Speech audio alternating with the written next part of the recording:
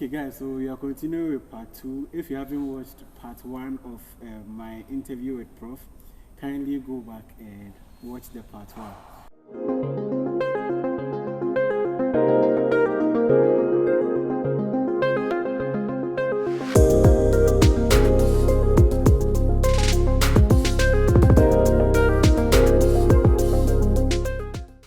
So this is part 2. This is just going to be about his life, basically here in Canada.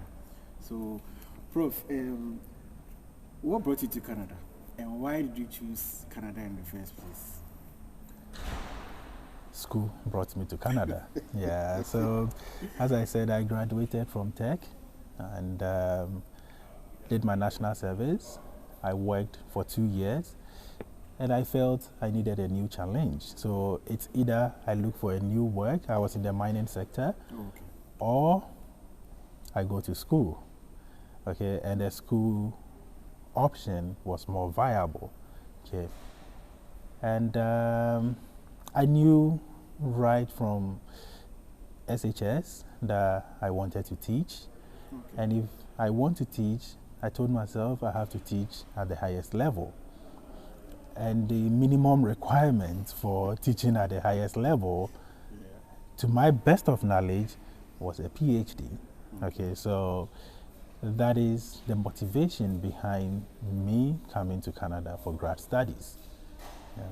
So how did you find the procedure applying to, first of all, looking for the schools? What kind of program you wanted to enroll, and how was it trying to get the right school? How many schools did you apply to? Okay, so when I was a teaching assistant, I had opportunity to, at least we had access to internet then, so I would go online, and we had a website that gives us a list of all the universities around the world. Okay, so I would specifically go to Canada and then check province by province the courses or the universities over there and the courses that they offer. In Tech, I did mechanical as initially stated, and in the final year, I specialized in thermofluids and energy systems. So my desire or my interest lied in energy systems, okay, and thermofluids. So whenever I visit a school's website, I go to the mechanical engineering department, and then I look for professors who are into the research that I'm interested in. Okay, I would outline a couple or 3, send them an email with my transcript and then my CV. And then in the body of the email, I'll let them know that I may need assistance in terms of research funding. Okay, so that's what I did. So I think I selected some schools in Europe. I did some for Canada. I got some admissions in Europe, and then I got the Canadian admission as well. But I had a friend here, my classmate, who came a year or 2 before I joined. Okay. So at least he also gave me directions as to how to proceed and then how best to ensure I get visa. When it came to sending the emails to the professors, I remember a friend called me and said, "Hey, this professor brought your package to me," because they don't really know about the education system in Ghana then. Now we have a lot of Ghanaian student influx, right? Yeah, so professors know the grading and then the scales that are used. So he showed it to the person, and fortunately for me, the person was my classmate or course mate. So he looked at it and said, "Oh yeah, he's good." Okay. And then the professor decided to say, "Okay, you know what? I would go in with this student, okay, or for this student." So I got an email from the professor, and that was the beginning. Okay. Yeah. That's interesting. That's interesting. So how did you find education, transitioning into Canadian education? How different is it from Ghana, from education in Ghana? So when we were growing up, I don't know the notion now, we were told schooling here is very easy. Yeah. Okay, and even if you are number 10, number 15 in Ghana, when you come here, you'll be number 1. Yeah, that's true. Okay, debunk that notion. That's not true. Okay, the only difference between this side and Ghana is that over here you have almost every resource available to you to succeed. Okay. Okay, whereas when I was schooling in Ghana, maybe it's changed now.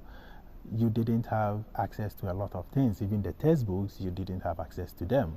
Okay, so that's number 1. Number 2, with the Ghanaian mentality coming to grad school, I remember it was difficult for me to ask questions in class, which is normal for somebody like me in Ghana. I didn't used to ask any question. I could go through the whole term without asking any question in class. Okay, but I realized here you need to.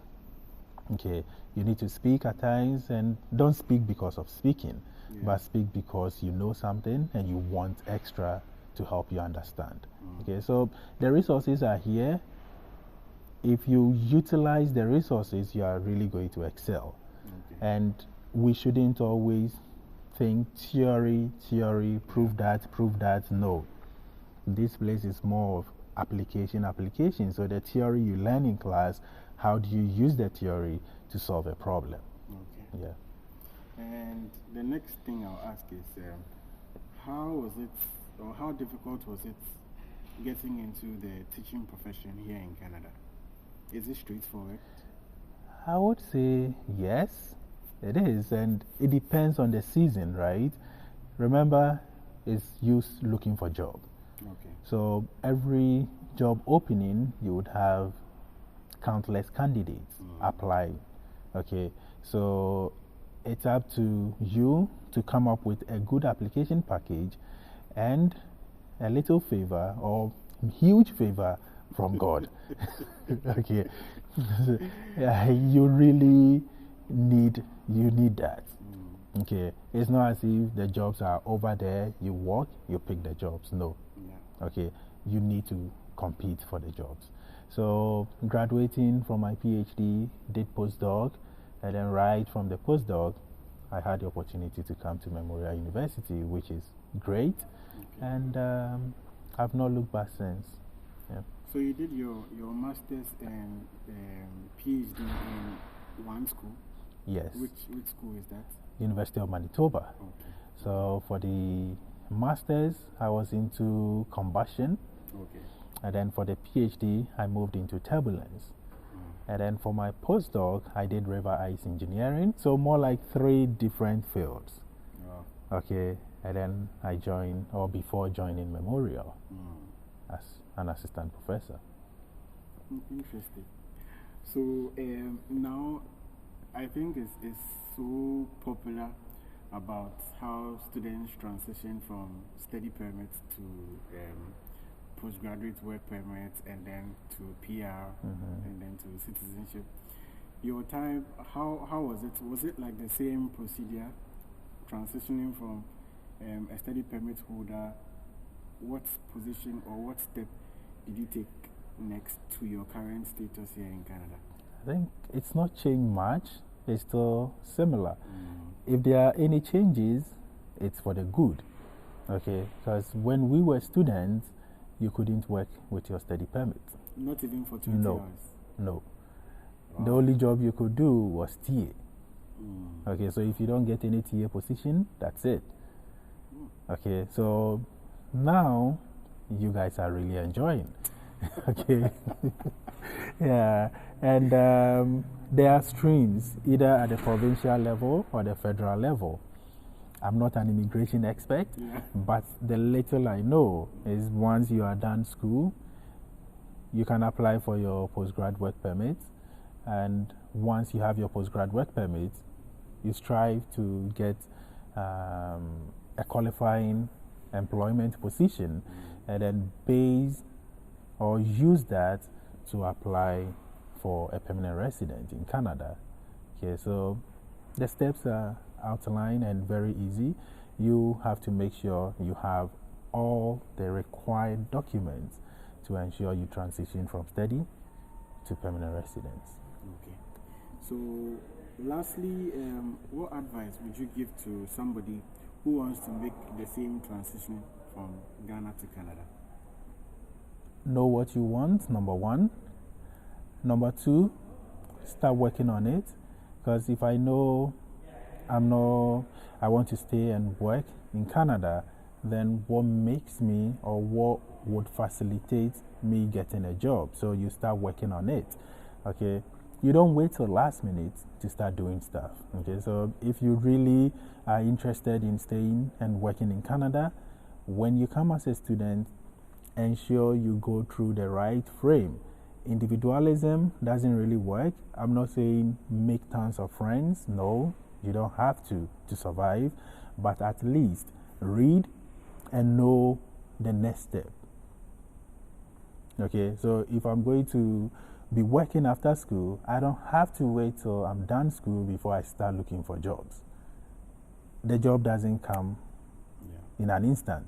Okay, so in my final year, I'll start applying for jobs. Okay, hopefully you will learn something before you graduate. Okay, and then once you get it, the rest will be outlined. So sit, plan your life. Things might not fall in place as you wish, but at least it's better to plan than not to plan. Did I answer it correct? Yeah. Okay. I think you answered it correct.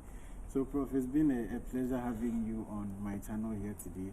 And it's been an educative session, and I hope to have you here some other time again in the future. So, guys, thank you so much for watching today's video, and let's thank Prof too for showing up on my channel here today. If you haven't subscribed to my channel, kindly do all to subscribe to my channel, and don't forget to like, comment, and share my videos as well. See you same time next week. And Bye. if you have any comments and concerns, you can direct them to Marvin, and he would reach out to me, and I'll be willing to answer some of the comments that come. Okay. Thank you guys for watching, and see you same time next week. Bye.